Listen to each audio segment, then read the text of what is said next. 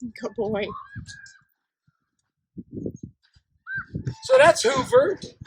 He weighs well over 2,000 pounds. He's a Bactrian camel, and of course he's shed because they get real long hair in the wintertime. Isn't that right? About a foot and a half thick almost. Yeah. It's pretty crazy. Yeah, pretty crazy. And of course, right now he looks really nice and sleek. And come on. And as you can tell when he walks, he's got some arthritic problems. So what a good boy you are. Yeah.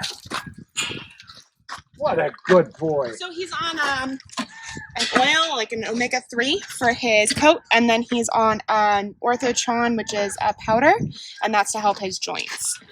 And he loves them. He gets them with some of this, the happy humper that we have, and he actually, he was supposed to throw it at me.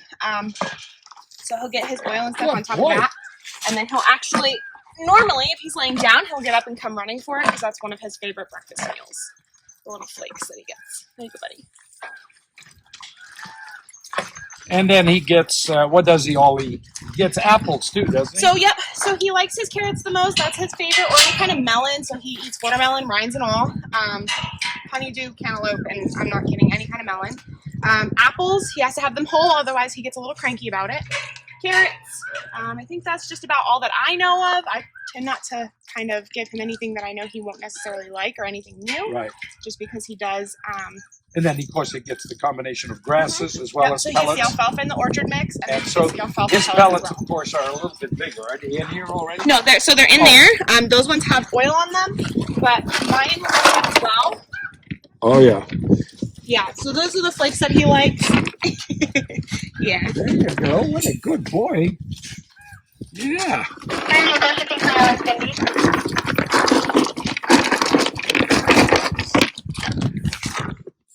And their lips actually extend out to be able to kind of shovel food into their mouth. What a huge, huge animal. I mean, people don't realize when you see him on television, you know, you see, oh, it's a camel. People don't understand. These animals weigh over a ton. Mm-hmm.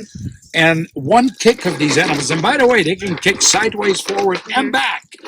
And they also have a real serious bite. I've seen videotapes of a camel like this, didn't like a keeper, and just picked them up by his shoulder and tossed them. So like something that you're not seeing is that in their skull, they actually have kind of two sets of teeth, and the front teeth actually have canines that are about this long. And those can actually do some pretty wicked damage. And then they have a second set further back that they use to chew. And that's what does all the damage when a camel bites. Yeah. He's a good boy, though, huh? He's such a good boy. Yeah. Huh. Yeah, he's well behaved. And our staff, by the way, does brush him, you know, because he gets such long hair. But if you look over there, just right in the corner, Phoenix is good enough. They're street sweepers, the ones that are no longer in use or that have been worn out.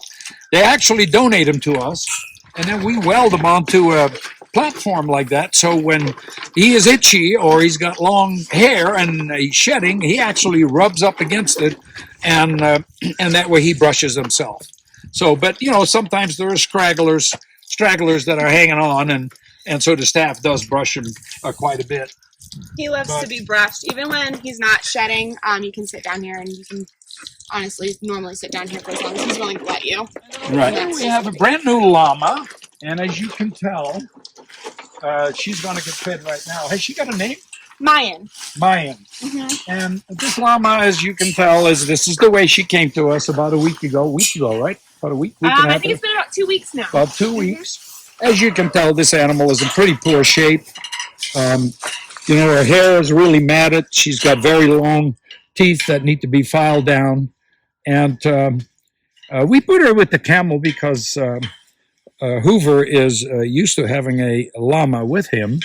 When we rescued him, there was actually an older llama in with him. The people decided to keep the llama. But since this little gal came in a couple of weeks ago, we thought we'd share the habitat. They get along just fine. They got a big insulated barn there. They've got a barn over there. So they have a pretty nice little habitat.